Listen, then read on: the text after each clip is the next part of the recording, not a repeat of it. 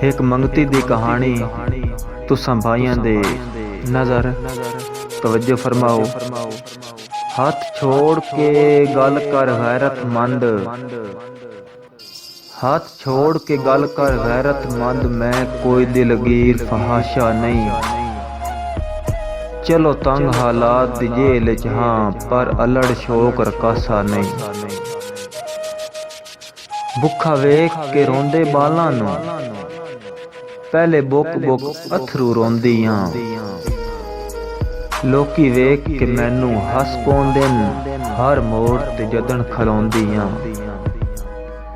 मैनू हरगिज़ शौक अदा दा नहीं, मैनू कासा वक्त न पाया है। मैनू दर दर फिरना आदत नहीं, मैनू दर दर वक्त फिराया है। ते मैं जिसम फिरोश फहाशा नहीं, बस रब दे नां ते मंगदी हां। ना किसी दे सेज ते सौंदी हां, ना घुंघरू पा के नचदी हां। ते तू शहर दा हाकम कुछ ना दे, तू शहर दा हाकिम कुछ ना दे, पर एडा गलत ख्याल न कर।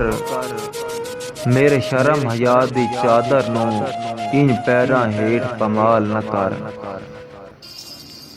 रख साम के कासिम दौलत नूं,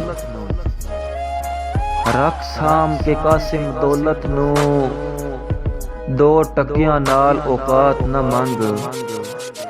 मैं साहिल हां कोई कंजरी नहीं, खैरात दे बदले रात न मंग। मैं साहिल हां कोई कंजरी नहीं, खैरात दे बदले रात न मंग।